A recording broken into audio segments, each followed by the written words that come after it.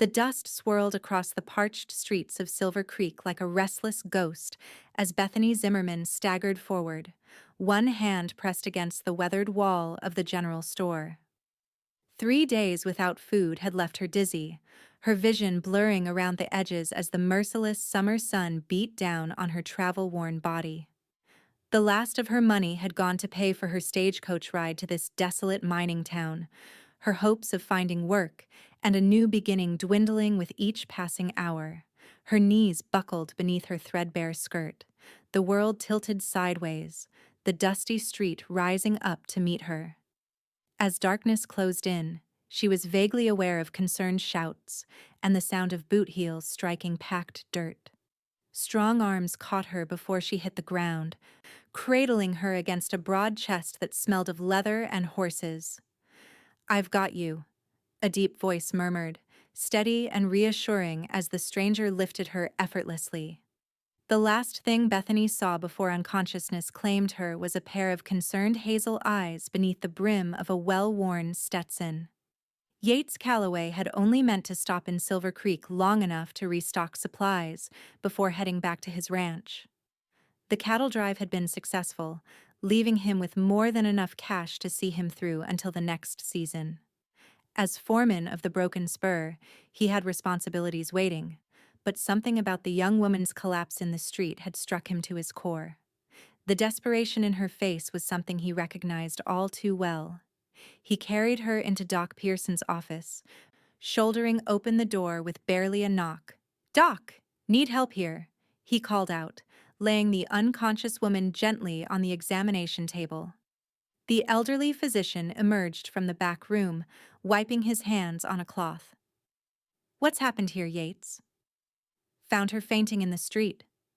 Looks half-starved to me."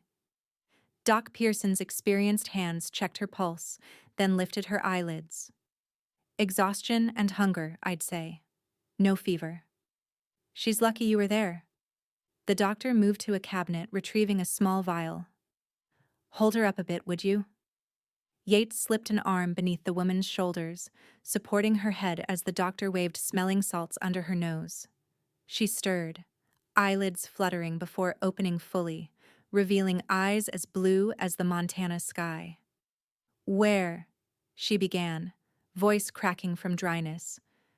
"You're at the doctor's office, miss," Yates said, reaching for a cup of water the doctor had prepared. "Here, drink this. Slowly now." Bethany took the cup with trembling hands, sipping carefully as her eyes darted between the two men. "Thank you," she whispered, embarrassment coloring her cheeks. "I don't know what happened." "Hunger happened," Doc Pearson said matter-of-factly. "When's the last time you ate, young lady?" Bethany lowered her eyes. 3 days ago. Just a bit of jerky I had left." Yates felt something twist in his chest. "Doc, I'm going to run over to Millie's cafe and get some broth. Maybe some bread, too, if it's fresh." Before either could respond, he was out the door, striding purposefully down the street. 20 minutes later, he returned with a covered tray that filled the small office with the aroma of chicken soup and fresh baked bread. "You didn't have to do that," Bethany protested weakly, though her eyes fixed hungrily on the food. "Madam, out here folks look after each other," Yates replied, setting the tray beside her. "It's just the way of things." Doc Pearson nodded approvingly. "Eat slowly. Your stomach won't take kindly to being filled too quickly after going empty so long." Bethany took a spoonful of broth, closing her eyes as the warm liquid soothed her parched throat. "I'm Bethany," she said after a moment. "Bethany Zimmerman." "Yates Calloway," the cowboy replied with a slight tip of his hat, "foreman at the Broken Spur Ranch." "And I'm Dr. Samuel Pearson, though most just call me Doc," the physician added, checking her pulse again. "What brings you to Silver Creek, Miss Zimmerman?" "We don't get many young ladies traveling alone." Bethany's fingers tightened around the spoon. "I came for work. I was told there might be a position at the schoolhouse." Doc Pearson's expression fell. "I'm afraid you've been misinformed. The town council hired a teacher last month." Fellow from back east with experience. Oh, the single syllable carried the weight of her crushed hopes.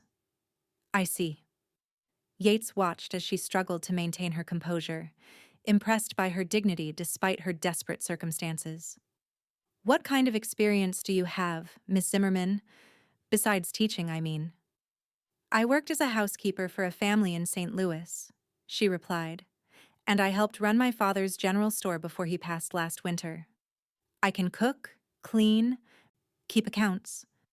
An idea formed in Yates's mind, sudden but somehow right. Mrs. Henderson at the ranch has been asking for help with the housekeeping. She's getting on in years, and the ranch house is too much for her to manage alone. Bethany looked up, hope warring with suspicion in her eyes. Are you offering me a position, Mr. Calloway? It's honest work, fair pay, and includes room and board, he said with a nod. It's not teaching, but it would give you time to find your feet in these parts. Why would you help a stranger? The question was direct, her gaze steady despite her weakened state. Yates considered his answer carefully. 10 years back, I rode into a town not much different from this one with empty pockets and an emptier stomach. An old rancher gave me a chance when nobody else would. Sometimes a person just needs one chance to make their own way. Doc Pearson chuckled. Yates Calloway is the most straight-shooting man in 3 counties, Miss Zimmerman. If he's offering help, there are no strings attached. Bethany took another careful sip of broth, weighing her options which, in truth, were painfully few. I accept your offer, Mr. Calloway, and I'll work hard to earn my keep. Never doubted it for a moment, Yates replied with a slight smile. Doc, is she well enough to travel? It's about 2 hours' ride to the ranch. I'd prefer she rest overnight, the physician answered. She can stay in my spare room. Come collect her in the morning. Yates nodded, retrieving his hat from where he'd set it on a chair. I'll be back at first light with a wagon. Rest well, Miss Zimmerman. As he stepped out into the fading light of day, Yates wondered what had possessed him to make such an offer. Mrs. Henderson had indeed been complaining about the workload, but he could have hired someone from town.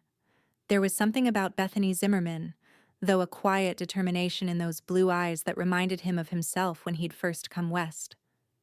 Whatever her story was, he suspected there was more to it than she'd revealed. The next morning dawned clear and cool, a brief respite from the summer heat. True to his word, Yates arrived at the doctor's office as the first rays of sunlight painted the eastern sky. He found Bethany already awake, her hair neatly braided and her worn dress brushed clean. Good morning, Mr. Calloway, she greeted him, a touch of color in her cheeks that hadn't been there the day before. I'm ready to depart whenever you are. How are you feeling? He asked, noting with approval that she stood steady on her feet. Much improved, thank you. Dr. Pearson was most kind. The doctor appeared from the back room, carrying a small package wrapped in brown paper. Some food for the journey, he explained, handing it to Bethany. And a tonic to help build your strength back up. Take a spoonful morning and night for the next week. I can't possibly accept more charity, she protested. Doc Pearson waved away her objection. Consider it an investment in Silver Creek's future schoolteacher. The current fellow won't last past winter, mark my words. Too soft for frontier life. Bethany's eyes widened slightly. You think I might still have a chance at the teaching position? Things have a way of working out for those with patience, the doctor replied cryptically. Now off with you both. Yates, mind you don't take the rough trail. The lady's still recovering. The journey to Broken Spur Ranch passed more quickly than Bethany anticipated. The wagon was well sprung, and Yates proved to be a considerate traveling companion, pointing out landmarks and sharing brief stories about the area's history. They passed through stretches of open prairie dotted with wildflowers, crossed a shallow river where a herd of deer paused to watch them, and finally began climbing a gentle slope that opened onto a broad valley. There it is, Yates said, gesturing toward a collection of buildings nestled at the far end of the valley. Broken Spur. Bethany leaned forward, taking in the sight. The ranch house was larger than she'd expected. A two-story structure of weathered wood with a wide porch wrapping around the front. Several smaller buildings clustered nearby, a bunkhouse, barn, and what appeared to be a cookhouse. Beyond them, fenced corrals held horses, while cattle grazed on the distant hillsides. "It's beautiful," she said sincerely. Yates smiled, a hint of pride in his expression. "It's home." As they drew closer, a stocky man with iron-gray hair emerged from the barn, raising a hand in greeting. "That's Mr. Henderson," Yates explained. "He owns the ranch. Started it from nothing 30 years ago with Mrs. Henderson. Good people, both of them." The wagon rolled to a stop in front of the main house and Yates jumped down, coming around to offer Bethany his hand. She hesitated only briefly before accepting his assistance, acutely aware of the strength in his calloused grip as he helped her to the ground. "So this is our new housekeeper," Mr. Henderson said, approaching with an appraising but not unkind look. "Martha will be pleased. She's been running herself ragged trying to keep up with everything." "Bethany Zimmerman, sir." She introduced herself with a slight curtsy born of her Eastern upbringing. "I'm very grateful for the opportunity." The rancher's weathered face crinkled in a smile. "No need for formalities here, Miss Zimmerman. If you work hard and honest, you'll do just fine. Come on inside and meet the missus." Martha Henderson was a small woman with a surprisingly strong handshake and bright, intelligent eyes that seemed to take Bethany's measure in an instant. The kitchen was warm and inviting, smelling of fresh bread and coffee. "Sit down, child," Mrs. Henderson instructed, pulling out a chair at the large wooden table. "You look like a good strong breeze might blow you away. Has Yates been telling you about your duties?" "Not in detail, madam," Bethany replied. "Well, it's straightforward enough. This house has 8 rooms that need regular tending. You'll help with the cooking, washing, mending, and keeping things tidy. During roundup and branding, you'll be busier as we feed the extra hands. Can you bake?" "Yes, madam. My mother taught me." Mrs. Henderson nodded approvingly. "Good. Nothing keeps cowboys happier than fresh pie. Now, as for your accommodations, there's a room off the kitchen that's yours. Small, but private. Sundays are yours to do as you please, unless there's an emergency." "That sounds more than fair," Bethany said, already feeling the tightness in her chest easing. This was work she knew, in a place that already felt safer than anywhere she'd been since leaving St. Louis. "Yates tells us you're hoping to teach eventually," Mr. Henderson said, accepting a cup of coffee from his wife. "We've no children here now. Our 2 boys are grown and gone, but there are books in the study you're welcome to use." Bethany glanced at Yates, surprised he'd mentioned her aspirations. He was leaning against the doorframe, hat in hand, watching the conversation with quiet interest. "Thank you, sir. I'd appreciate that very much." "Well then," Mrs. Henderson declared, "that's settled. You'll start tomorrow after you've had a proper night's rest. Yates, show Miss Zimmerman to her room while I finish supper." The room was indeed small, but scrupulously clean, with a narrow bed, chest of drawers, and a window that looked out toward the mountains. A colorful quilt covered the bed, and a small vase of wildflowers sat on the windowsill. "Mrs. Henderson must have prepared this just today," Bethany observed, touched by the thoughtful gesture. Yates nodded. "She's like that, always making folks feel welcome." He lingered in the doorway, seeming reluctant to leave. "I hope you'll be comfortable here, Miss Zimmerman." "Please, call me Bethany," she said impulsively. "And thank you again, Mr. Calloway. Not many would have done what you did." "Yates," he corrected with a slight smile. "And you'd be surprised what decent folks will do for one another out here. The West demands it." With that, he tipped his hat and left her to settle in, closing the door softly behind him. The days that followed fell into a comfortable rhythm. Bethany rose before dawn each morning to help Mrs. Henderson prepare breakfast for the ranch hands. The work was hard but satisfying, and she quickly earned the older woman's approval with her willingness to learn and attention to detail. The ranch hands were respectful, if a bit shy around her at first, tipping their hats when they entered the house and carefully wiping their boots. Yates was often gone from sunrise to sunset, overseeing the daily operations of the ranch. When their paths did cross, their exchanges were brief, but increasingly warm. He would inquire about her comfort and whether she was settling in, while she found herself watching for his return each evening, listening for the sound of his horse in the yard. 2 weeks after her arrival, Bethany was hanging laundry on the line behind the house when she heard hoofbeats approaching.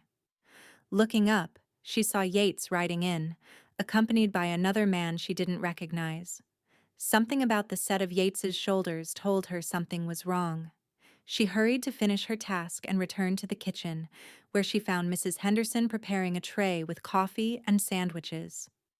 "Who's the visitor?" Bethany asked, washing her hands at the pump. "Marshall Dawson from town," Mrs. Henderson replied, her usual cheerful expression replaced by concern. "Bringing news, and not the good kind, I fear." Bethany carried the tray into the study where the men had gathered. Mr. Henderson sat behind his desk, his expression grave, while Yates stood by the window, tension evident in every line of his body. The marshal, a tall man with a silver mustache, sat opposite the rancher. "Thank you, Miss Zimmerman," Mr. Henderson said, gesturing for her to set the tray on the desk. As she arranged the cups, the marshal's next words froze her in place. "As I was saying, the description matches. Young woman, early 20s, blue eyes, brown hair. Traveled from St. Louis.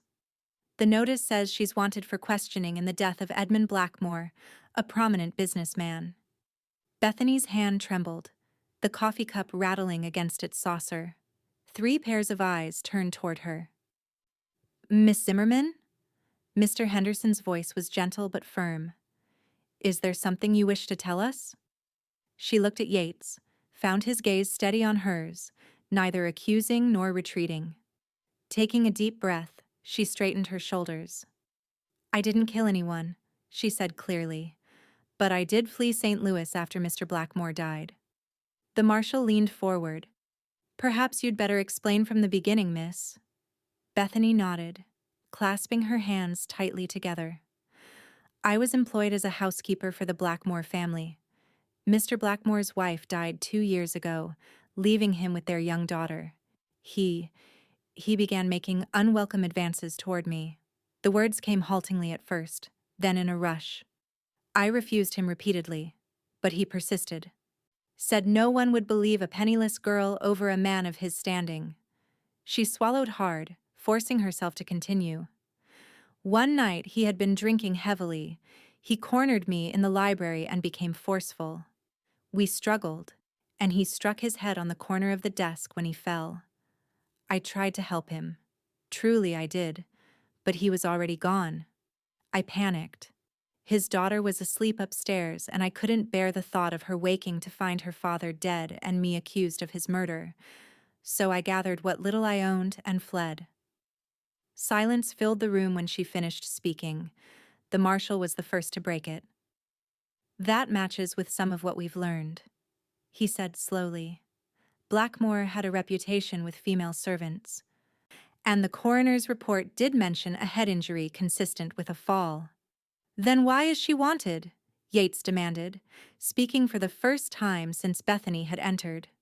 "The family's demanding justice," the marshal replied. "His brother's offering a reward for information.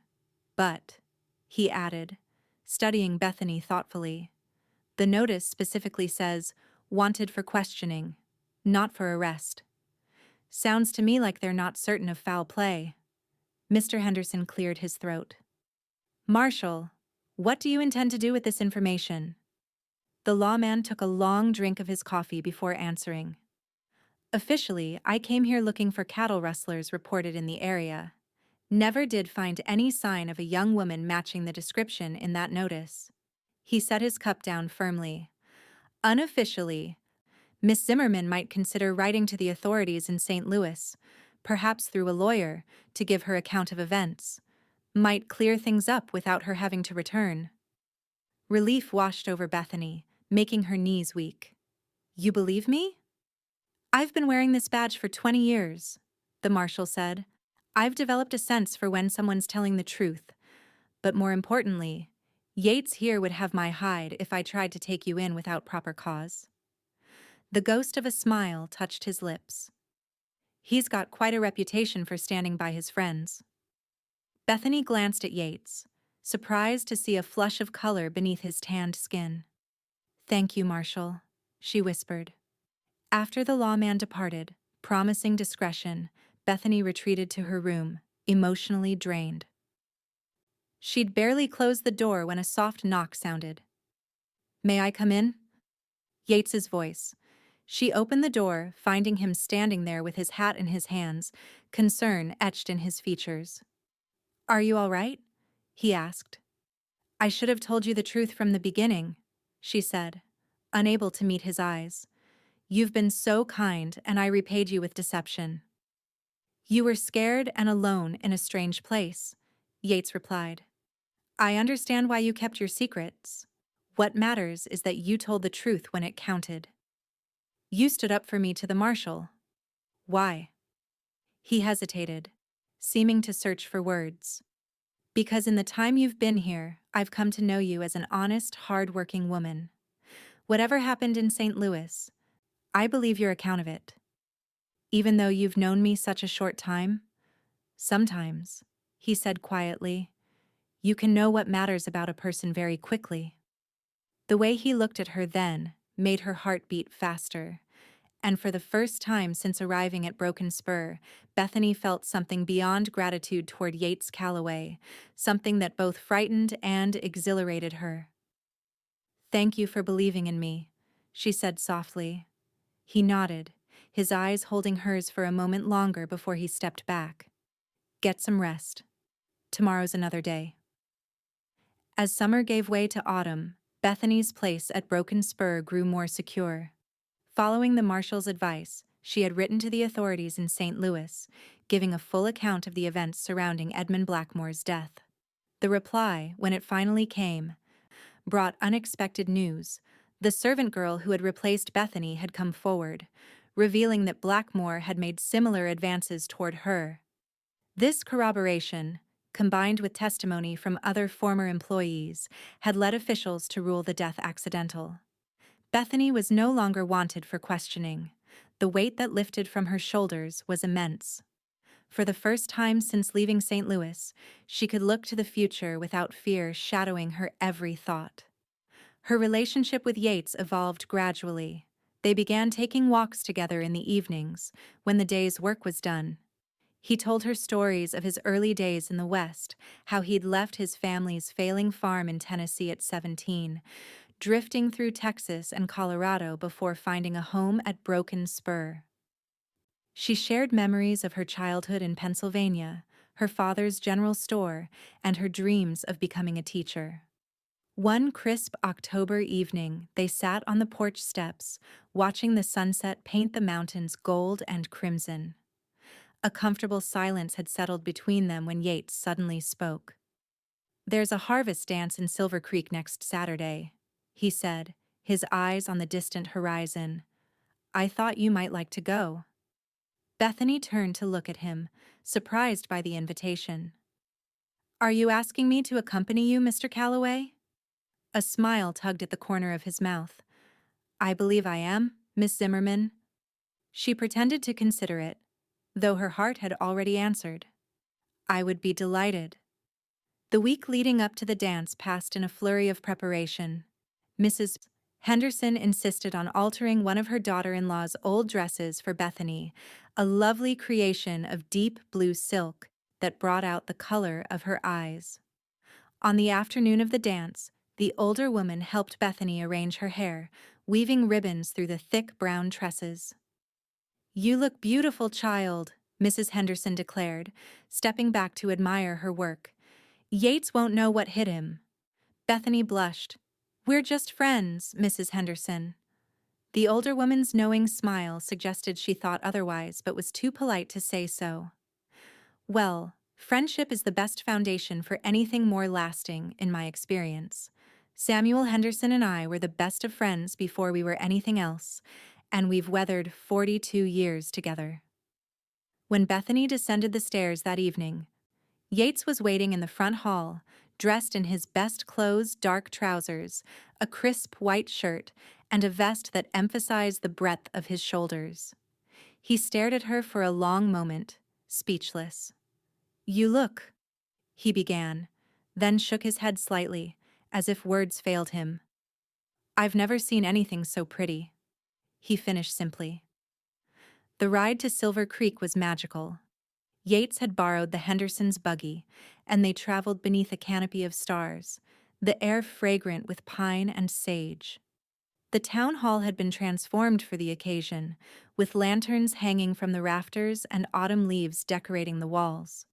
It seemed every resident for 20 miles around had turned out for the celebration. Bethany had worried she might feel out of place, a stranger among established neighbors, but Yates's presence at her side made all the difference. He introduced her to everyone with quiet pride, his hand warm at the small of her back as they moved through the crowd. When the music began, he led her onto the dance floor. "I should warn you, I'm not the most graceful dancer," he admitted ruefully. "That's all right," she replied with a smile. "I can follow your lead." And she did, through waltzes and reels and lively square dances that left them both laughing and breathless. During a pause between songs, as they stood by the refreshment table catching their breath, Dr. Pearson approached them. "Miss Zimmerman, how delightful to see you looking so well," the elderly physician greeted her warmly. "A far cry from the day you arrived in town. Thanks in no small part to your care, Doctor," she replied with genuine gratitude. "And to Yates's timely intervention," the doctor added with a wink. "By the way, I thought you might be interested to know that our school teacher, Mr. Phillips, has given notice. Seems the frontier lifestyle isn't to his liking after all. He's returning east after Christmas." Bethany's pulse quickened. "Is the town council seeking a replacement?" "They will be. Applications won't formally open until next month, but as a member of the council, I can tell you we'd look favorably on someone already established in the community." He gave her a meaningful look. "Someone who's proven their character and commitment to our little corner of the territory." As the doctor moved on to greet other guests, Bethany turned to Yates, barely containing her excitement. "Did you hear that? I might have a chance at the teaching position after all." "I heard," Yates said, his expression unreadable. "Would you want to leave Broken Spur?" The question caught her off guard.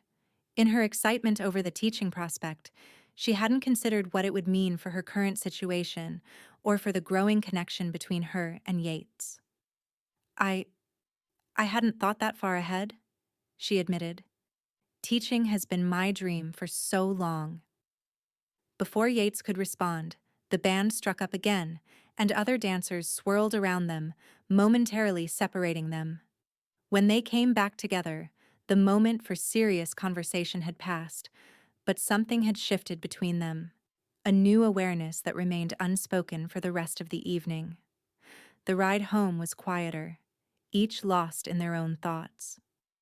As they approached the ranch, Yates guided the buggy to a stop beneath an old oak tree that stood sentinel near the road. "Bethany," he said, turning to face her in the moonlight, "I have something to say, and I'd be obliged if you'd hear me out before responding." She nodded, her heart suddenly racing. "These past months, getting to know you, have been the happiest I can recall," he began, his voice steady despite the emotion she could see in his eyes. "You're the strongest, kindest woman I've ever met, and I find myself thinking about you from sunrise to sunset each day." He took her hand gently in his. "I understand that teaching is your dream, and I'd never ask you to give it up. But I want you to know that if you stayed at Broken Spur, it wouldn't have to be as the housekeeper." "What are you saying, Yates?" she whispered, though she hoped she knew. "I'm saying I love you, Bethany Zimmerman.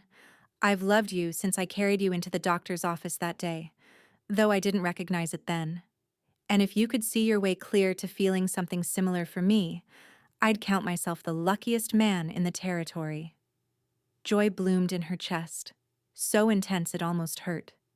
"Oh, Yates, I do feel the same. I've been falling in love with you day by day, in all the small moments, the way you always make sure everyone else is taken care of before yourself, how gentle you are with the new foals, the respect you show to everyone regardless of their station." His smile in that moment was like sunrise breaking over the mountains.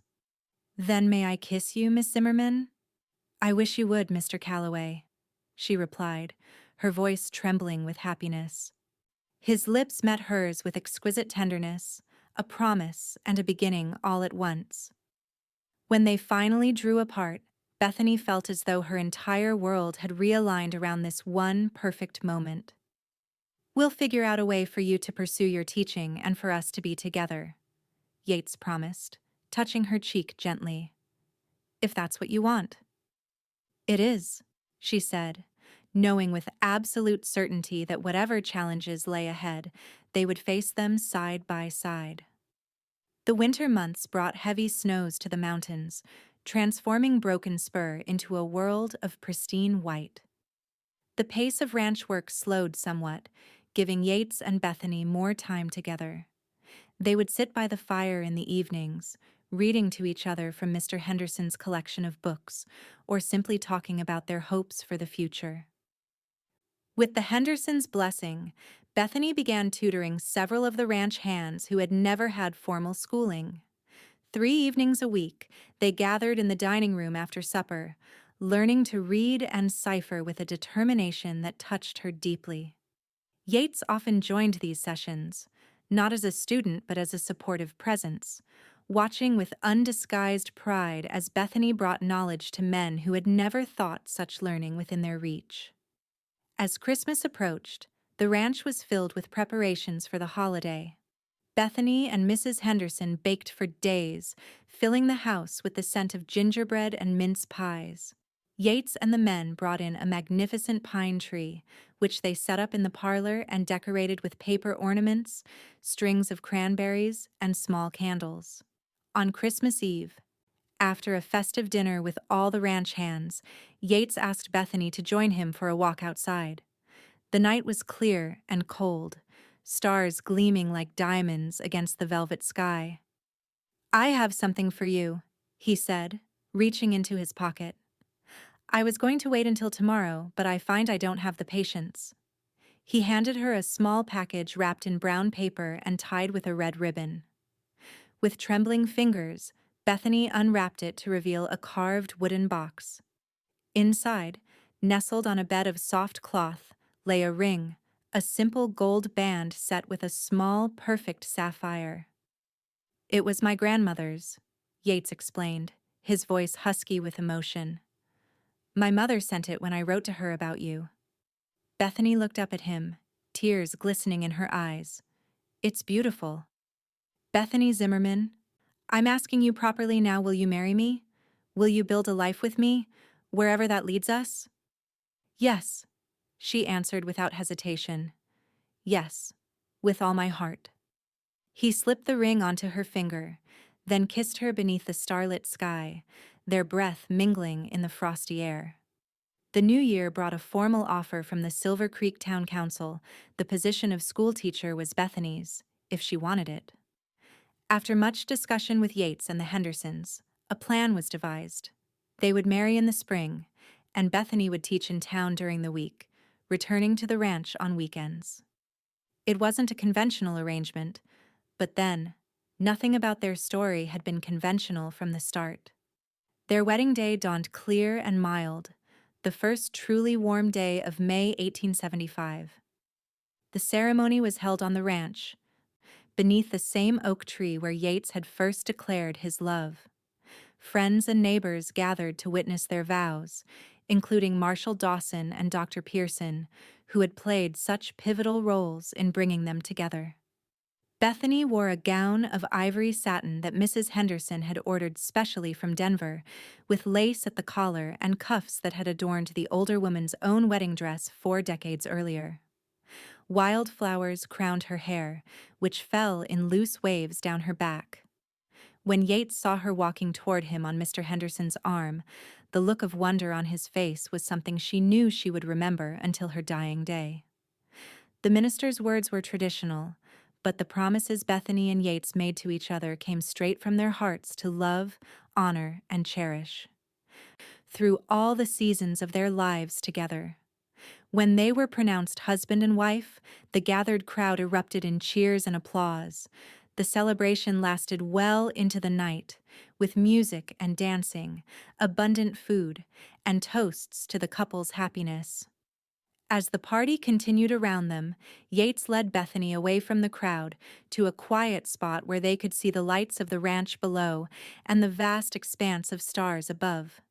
"Happy, Mrs. Calloway?" he asked, his arms encircling her waist. "More than I ever dreamed possible," she replied, leaning back against his chest. "When I came west, I was running from something, never imagining all I was running toward. When I found you in the street that day, I was just trying to help someone in need," Yates said, pressing a kiss to her temple. "I had no idea I was finding the other half of my soul." Bethany turned in his arms, reaching up to touch his face. "Do you remember what you said when you lifted me up?" He smiled, the memory clear in his eyes. "I've got you. And you always will," she whispered, rising on tiptoe to kiss him beneath the endless western sky. In the years that followed, the story of Bethany and Yates Calloway became something of a legend in Silver Creek and the surrounding county. The Eastern girl who had fainted from hunger in the dusty street, and the cowboy who had lifted her up became symbols of the frontier spirit resilience, compassion, and the unexpected ways that love could transform lives. Bethany taught at the Silver Creek School for 15 years, shaping the minds of 2 generations of children, including her own 3 twin boys, Samuel and Robert, born a year after the wedding, and a daughter, Elizabeth, who arrived 3 years later. When she finally retired from teaching, it was to devote herself to establishing a proper library for the growing town, using connections she had developed with publishers back east. Yates continued as foreman of Broken Spur until Mr. Henderson's passing, at which point the ranch passed to him and Bethany by the terms of the Hendersons' will, their own sons having established successful ranches elsewhere. Under their stewardship, Broken Spur prospered, becoming one of the most respected cattle operations in the territory. Their home remained a place of warmth and welcome, open to travelers, neighbors in need, and young people seeking their own start in the West. Many a newly arrived settler found themselves invited to the Calloway table, where Bethany and Yates would share the bounty of their land and the wisdom of their experience.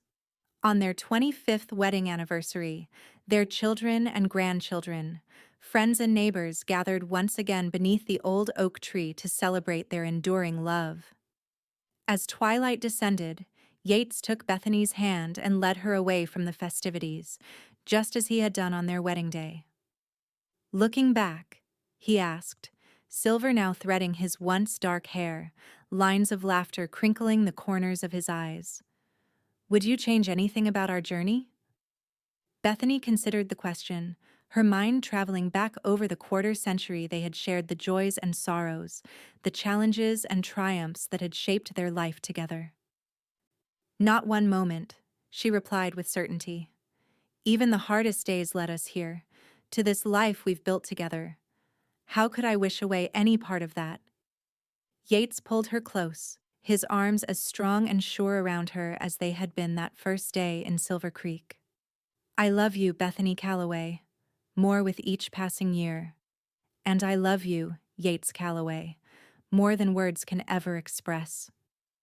As they stood there, silhouetted against the fading light, Their story continued to unfold, a testament to the enduring power of compassion, courage, and the love that had begun with those simple words spoken in a dusty frontier street. "I've got you."